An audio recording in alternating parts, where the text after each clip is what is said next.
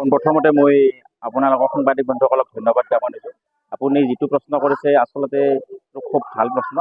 আমাৰ যদিও এইবাৰ আছে সংখ্যক আমাৰ লক্ষী পূজা মানে ইয়াত উদযাপন হৈছে, গতিকে আমি সঠিকভাৱে একদম মনৰ পৰা আমি বস্তুখিনি কৰিব পৰা নাই, কিন্তু আমি বস্তুবিলাক ৰূপায়ণ কৰিছোঁ। আমাৰ 9 কাৰ্যসূচীৰে ঠিকমতে আমি এই লক্ষী পূজাটো কৰিছোঁ আৰু অসমৰ ভিতৰত এইটো এটা দ্বিতীয় স্থান লাভ কৰিছে আমাৰ হাতে লক্ষী পূজাই। আৰু ইয়াৰ উদ্যোক্তাসকলো বহুত উৎসাহী, বিশেষকৈ আমাৰ গোটেই আমাৰ মানে আঞ্চলিক ভিত্তিত এইখন যিহেতু পূজা লক্ষী পূজা হৈছে, গতিকে আমাৰ সমূহ ৰাইজ ইয়াত জড়িত আছে। বিশেষকৈ তেওঁলোকৰ এটা মনত এইটোৱে ধাৰণা যে আমাৰ মন্দিৰ যিটো আছে লক্ষী মন্দিৰ, এইটো আমাৰ মানে অতি সোনকালে ওলাই যাব লাগে আৰু ৰাইজৰ সহায় সহযোগিতাত এই মন্দিৰটো যাতে আমাৰ জাকজমকতা মানে বঢ়াব পাৰে, সস্তম বঢ়াব, ৰাইজৰ ভক্তিভাৱৰ প্ৰতি যাতে আকৰ্ষিত হয়, এনেকুৱা দৃষ্টিত প্ৰত্যেক ৰাইজ আমাৰ লগত সহযোগ কৰিছে। আৰু বিশেষকৈ জুবিন গাৰ্গ যিহেতু আমাৰ প্ৰয়াত মৰমৰ শিল্পী আমাৰ মাজত নাই, গতিকে পূজাস্থলীত কিছু উৎসাহ উদ্দীপনা কমিছে, কাৰণ তেখেতে আমাৰ মাজত নাই যে এইটো কোনেও সহজভাৱে ল'ব পৰা নাই আৰু আমিও পৰা নাই।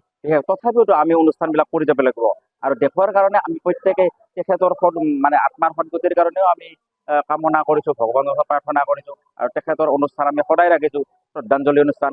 তাৰ উপৰিও এওঁলোকে যিবিলাক অনুষ্ঠান কৰিছে মানে বৃক্ষৰোপণ, মানে জুবিনৰ শ্ৰদ্ধাঞ্জলি অনুষ্ঠান, তাৰপাছত আমাৰ মানে অতিথি আপ্যায়ন, এইবিলাক আমাৰ শাস্ত্ৰপাঠ বা একক নৃত্য প্ৰতিযোগিতা, ঢুলীয়া প্ৰতিযোগিতা, ঢুলীয়া নৃত্য বা আমাৰ মানে লোকেল আমাৰ শিল্পীসকলৰ নৃত্য, এইবিলাক অনুষ্ঠান প্ৰতিদিনে ৰাখিছে আৰু বন্তি প্ৰজ্বলন অনুষ্ঠানটো প্ৰতিদিনে আছে। গতিকে আমি বন্তি প্ৰজ্বলনৰ অনুষ্ঠানৰ যোগেদি আমি সকলোৰে যাতে অপায় মংগল দূৰ হৈ আমাৰ ৰাইজৰ এটা সুস্থিৰ বাতাবৰণ সৃষ্টি হয়, তাৰ কাৰণে আমি লক্ষী দেৱীৰ ওচৰত শ্ৰীচৰণত আমি সেৱা জনাইছোঁ আৰু এনেকৈ প্ৰতি বছৰে এই অনুষ্ঠানটো আমি আগবঢ়াই লৈ যাম বুলি আমি মনস্থ কৰিছোঁ। যিকোনো খবৰৰ বাবে যোগাযোগ কৰক 7099017330 লগতে 7099017110 নম্বৰত।